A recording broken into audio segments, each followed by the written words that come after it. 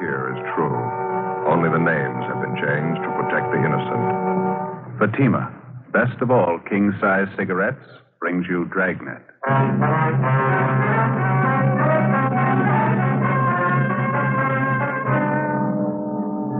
You're a detective sergeant. You're assigned to homicide detail. An elderly man is found dead in the living room of his home. There's a single bullet hole in his chest. On the surface, it appears the man took his own life, but the evidence points to the opposite. Your job? Investigate. More and more smokers coast to coast are saying this about king-size Fatima every day. They're different. Better. They are different. So pleasing. Yes, in Fatima, the difference is quality. You see, Fatima contains the finest domestic and Turkish tobaccos superbly blended.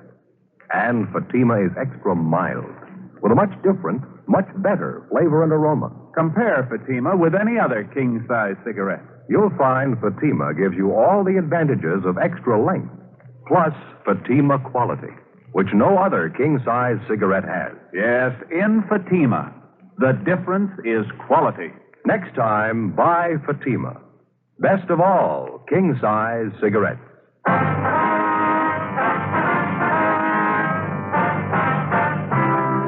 Dragnet, the documented drama of an actual crime. For the next 30 minutes, in cooperation with the Los Angeles Police Department, you will travel step by step on the side of the law through an actual case transcribed from official police files. From beginning to end, from crime to punishment, Dragnet is the story of your police force in action. It was Wednesday, January 10th. It was cold in Los Angeles. We were working a day watch out of homicide detail. My partner's Ben Romero. The boss is Thad Brown, chief of detectives. My name's Friday. It was 8:25 a.m. when I got to the police academy, the doctor's office. Morning. Morning. Can I help you? I'm checking in for my annual physical. Oh, okay. All right. Let's see here. Name? Joe Friday. Let's see. Friday, just like the day in the week? Yeah, that's right. Friday. Can't seem to find it. You sure you were notified? Yeah, the teletype was posted in the office a couple of days ago. Annual physical exams. My name was right near the top of the list. Friday. Oh, yeah. Yeah, here you are. Joseph Friday. That's it, yeah. Well, all right, Friday. Let's get your name down here. Okay. Your age? 34. Where you work? Central Homicide. Serial number? 2288. 2288. Okay, Friday, you want to step this way? All right. Slip off your shoes, your coat, and shirt. Okay. Well, they keeping you busy? Oh, pretty busy, yeah. 4,500 men in the department. Everyone has to have an annual physical. Mm-hmm. Better get you weighed and send you along inside. Doc's probably ready for you by now. Okay. Over here. Oh, never fails. Dr. Vance's office. Who's that? Just a minute. It's for you, Friday, your office. Oh, thank you. Friday talking. This is Ben, Joe. You about through over there? No, not quite. I haven't seen Doc Vance yet. What's the matter? Dead body called up by Westlake Park. Radio car's out there now. No one else in homicide to handle it? Not right now. They're pretty busy. Now, you should coming back to the office. Why don't you meet me out there? It's 932 Old Laurel Lane. All right, just a minute. Have that pad, Doc. Thank you. 9320 Laurel. I got it. What's the story? Old man was found dead in his living room, bullet hole in his chest. Hmm? Man in the radio car said at first it looked like the old man had killed himself. They're not so sure now. How do you mean? They think he had some help. 8:45 a.m. I left the doctor's office at the police academy and drove to the Westlake area where I met Ben in front of the cottage where the dead body had been found. We went inside and checked with one of the men from the radio car who was standing by. The dead man was identified as Martin Latimer, age 68, a retired owner of a couple of neighborhood grocery stores in the city. He was lying sprawled on his side on the floor. There was a bullet hole in his chest just above the heart where the slug had entered the body. There was another, larger wound in the back through the left shoulder blade where the bullet had emerged. Approximately 8 feet across the room from the body was another chair. There was a Winchester rifle wired firmly to the top, its muzzle pointing directly above the spot where the body lay on the floor. A thick white string was found wound firmly around the trigger of the rifle. It ran through a metal ring on the stock of the gun and stretched across the room where it had been tied to the dead man's right index finger.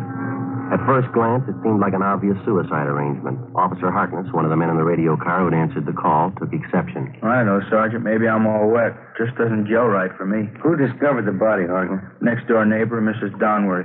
My partner's with her now. You fellas call the crime lab? Yeah, they're on their way out. Was the old man the only one who lived in the house here? Yeah, that's what the neighbor told us.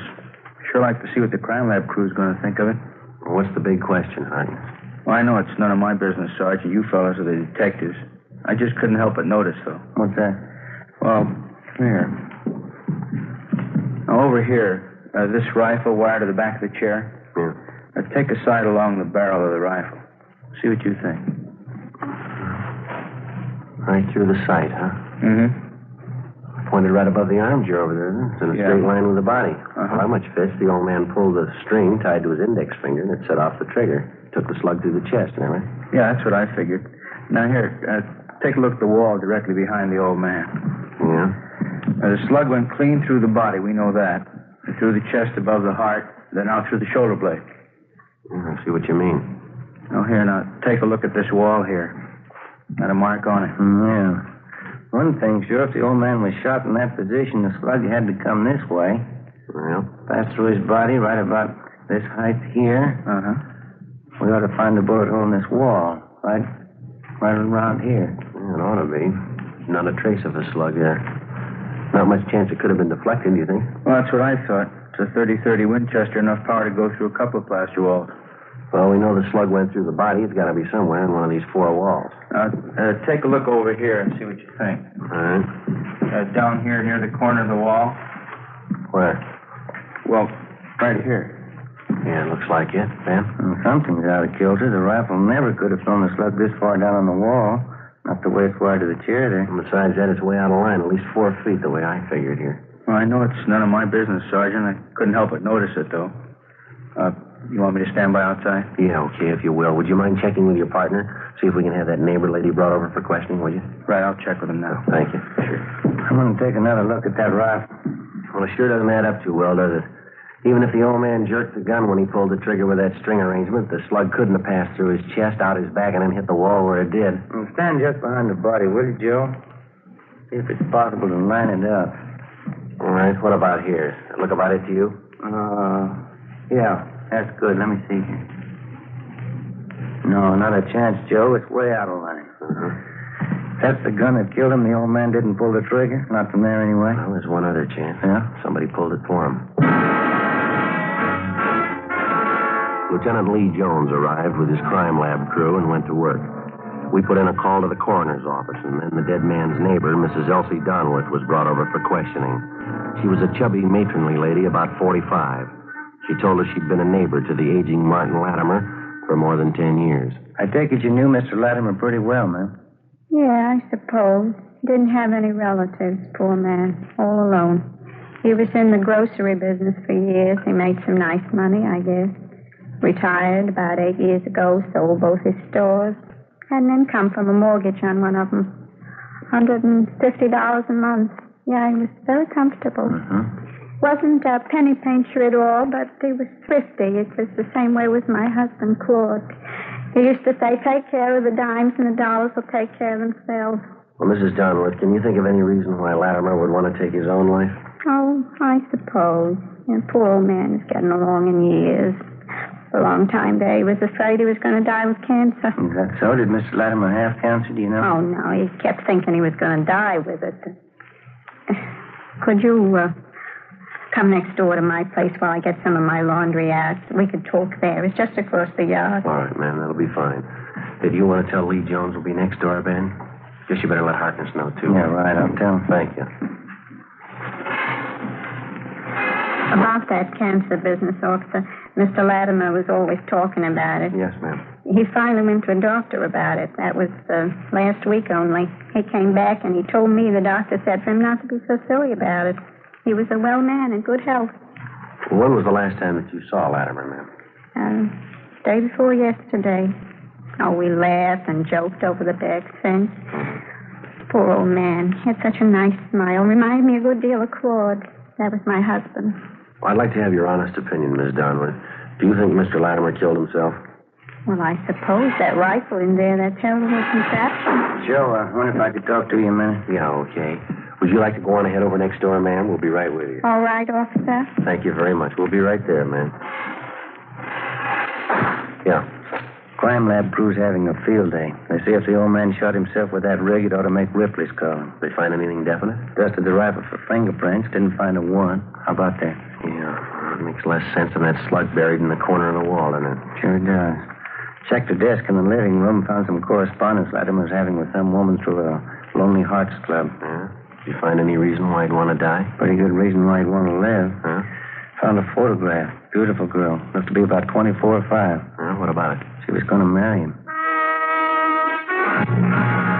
The crime lab crew continued their routine investigation of Martin Latimer's cottage.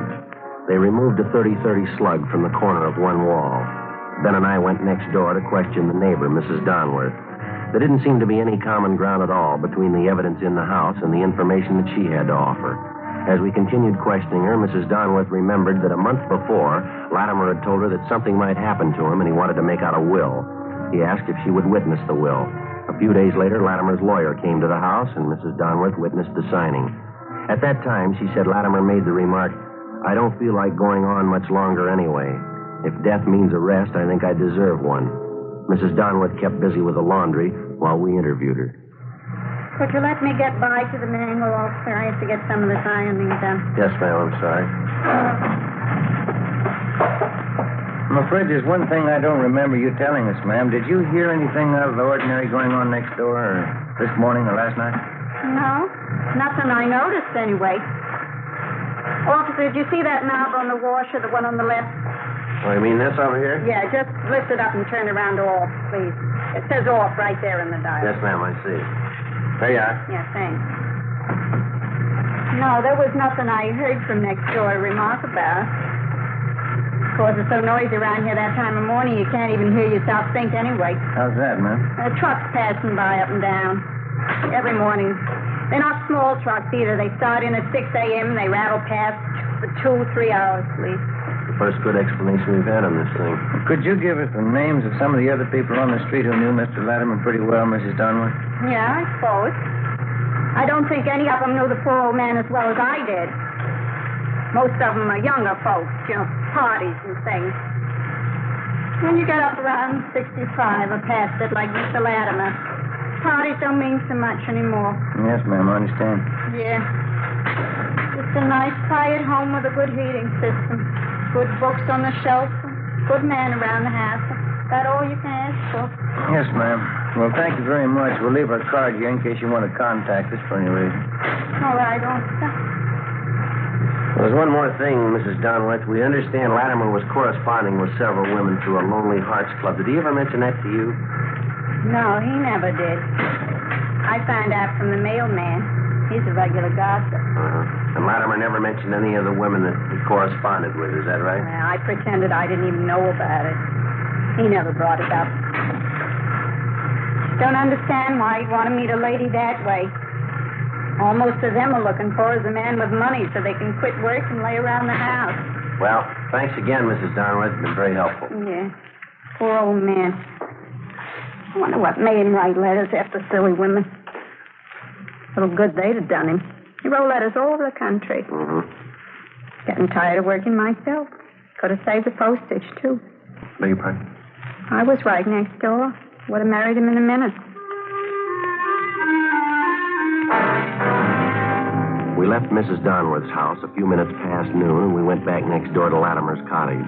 The crime lab crew had finished their investigation, and the deputy coroner arrived. He took the body downtown for autopsy. We talked over the crime lab findings with Lieutenant Lee Jones, and he felt the same way that Ben and I did. The theory that Latimer had shot himself to death was possible in many respects, but it was far from plausible. We checked through Latimer's correspondence with the women that he'd contacted by mail through the Lonely Hearts Club, especially the young girl he obviously intended to marry, judging from his letters to her. Her picture showed her to be a brunette, dark eyes, young, and very attractive. The inscription at the bottom read, "With love, Catherine."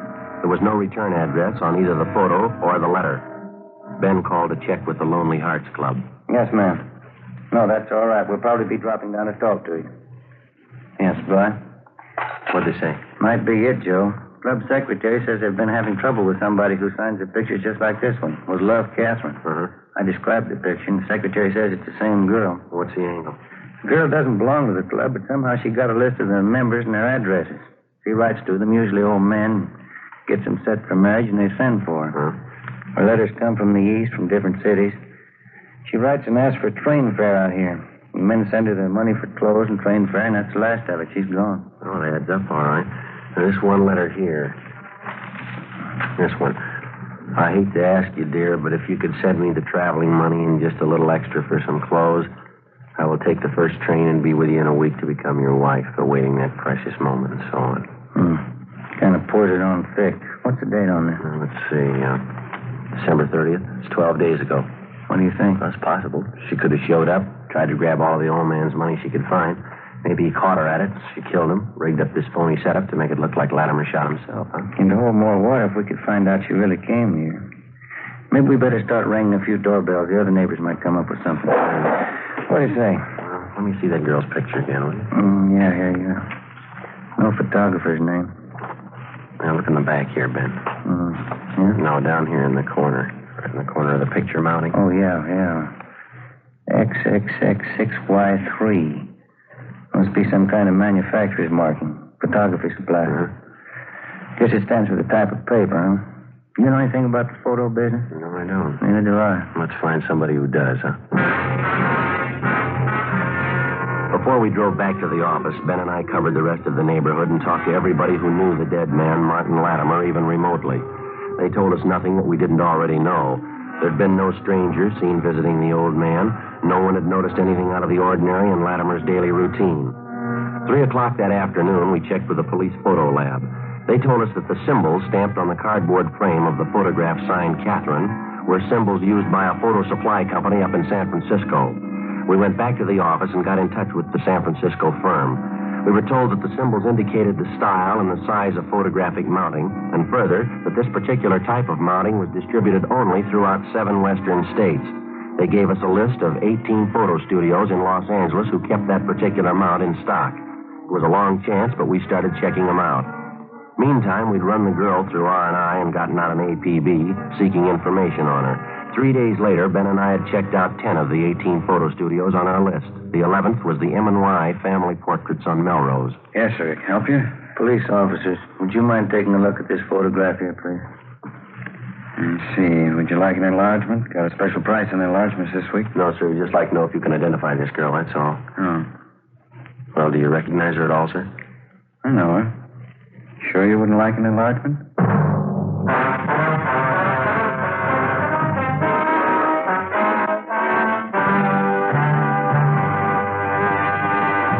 You're in a cruiser car of a Metropolitan Police Department. You receive a routine radio call. All units, attention all units. Pick up and hold for investigation the following vehicle. 1948 Ford, 2-door sedan, black white sidewall tires. There are many cars that fit this description. You listen for more facts. This car will have extensive damage to right front end. License number 9 Robert 9 707. In the 7 column, 9 Robert 9 707. KMA 367. Now you can pin it down to one. It's the same with cigarettes. There are many king-size brands to choose from. But when you know all the facts, you'll make your choice Fatima. Here are those facts. Fatimas are the same in length and circumference as any other king-size cigarette. 85 millimeters long, 1 1/64 inches around. And Fatima filters the smoke exactly the same long distance. But in Fatima, the difference is quality. Fatima gives you extra mildness, a much different, much better flavor and aroma. Remember, Fatima gives long cigarette smokers all the advantages of extra length, plus Fatima quality, which no other king-size cigarette has. Next time, insist on the best. Buy Fatima, best of all king-size cigarettes.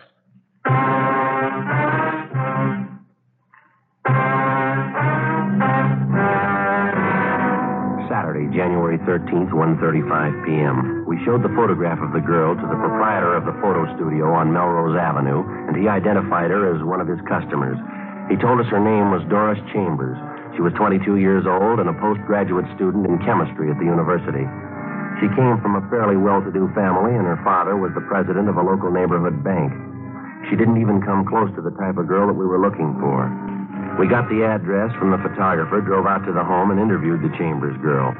She gave a younger appearance than she did in her picture. She couldn't recognize the handwriting on the photo, nor did she understand the inscription with Love, Catherine. After questioning her, it became apparent that she knew nothing at all about 68-year-old Martin Latimer. I wonder if you'd mind taking another look at the handwriting on the picture, miss. Is it familiar at all? No, I couldn't be sure either way. Seems like I've seen it, though. Well, when did you say you had this picture made, miss? About a year ago at graduation. My mother had extra copies made up. She liked it. I didn't care for it much. Could you tell us how many people have prints of this picture? Mama had 24 copies made up. She took 12, and I took 12. Uh-huh.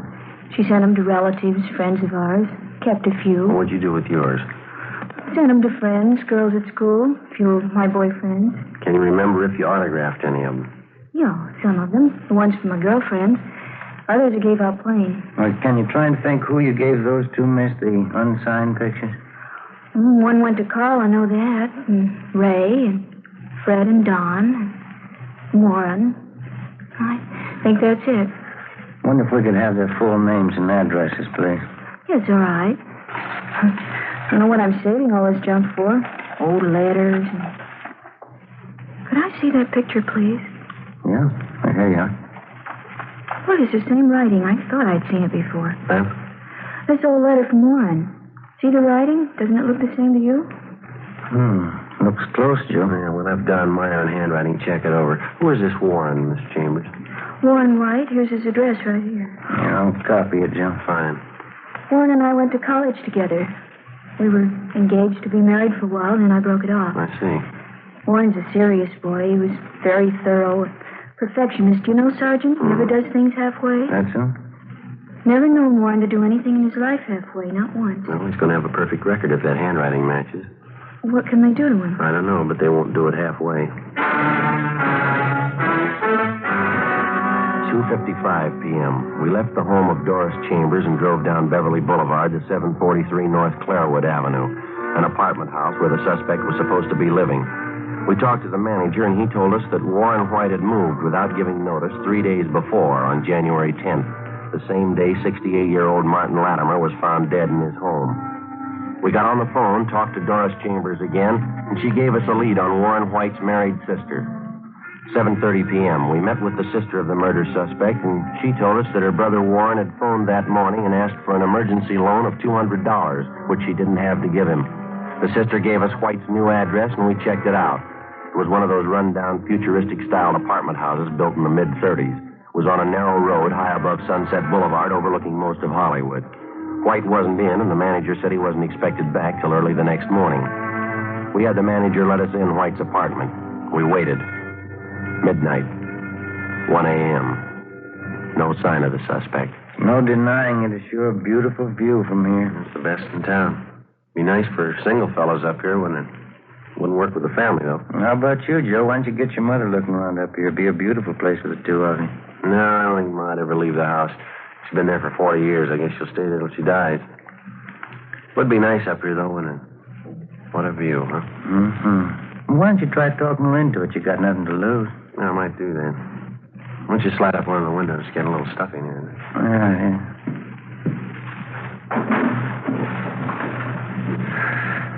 Oh, smell that air, huh?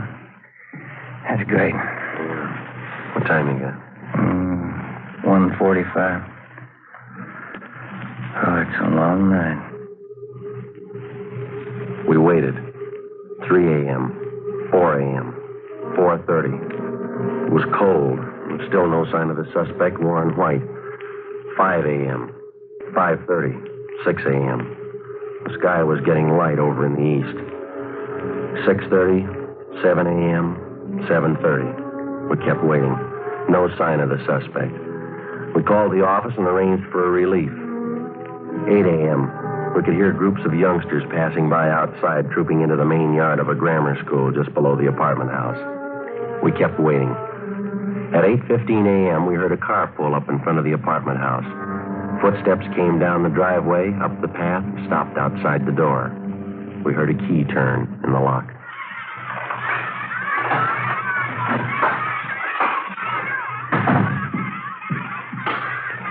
What is this? What do you want? You Warren White? Yes. Police officers got some questions we'd like to ask you. It's all right, officers. Why don't you sit down? I'm not going to give you any trouble. Huh?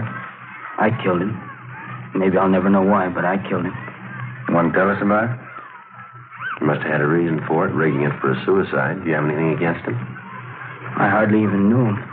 He used that picture of Doris to fool. Made some good money doing it. I needed it. You willing to give us a statement about the whole thing? I haven't anything to hide, officer. The minute I killed him, I knew it was all over. Right there in that 1 minute. I knew you'd come and find me somehow. I didn't know when, but you'd come and find me. Well, okay, Ben. We better head downtown. Yeah. What? It's a great sound, isn't it? What's that? The schoolyard. Yeah. The kids. Got a great sound to it. Good one. You want to get your hat? All right. How can anybody figure? You start in a schoolyard like those kids down there, running around, yelling. I started the same. Better get going. I wonder what it is that happens. An 8-year-old redhead kid. There must be one down there now. The other kids will grow up, get jobs, work, and die. It'll be all right. Yeah. The one kid will end up in an alley with a gun in his hand. How can anybody figure? I don't know. A bunch of kids playing in a schoolyard. Someday one of them's a killer. Yeah, let's go. You tell me. What's the answer?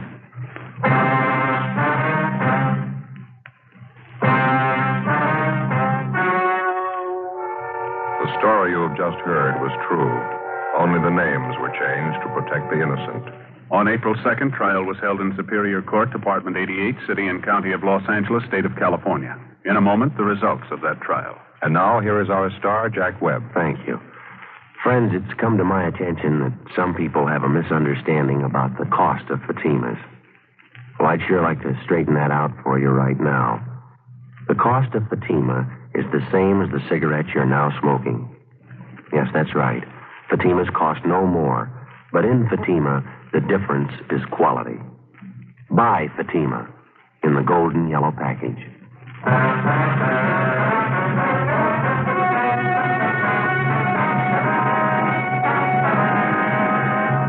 Warren Thomas White was tried and convicted of murder in the first degree. He received a sentence of life imprisonment. He is still serving his term in the state penitentiary, Folsom, California. Ladies and gentlemen, to build our strength against aggression, we've got to equip our armed forces with weapons of war and, at the same time, produce plenty of civilian goods so that we can keep prices down. Remember, the better we produce, the stronger we grow.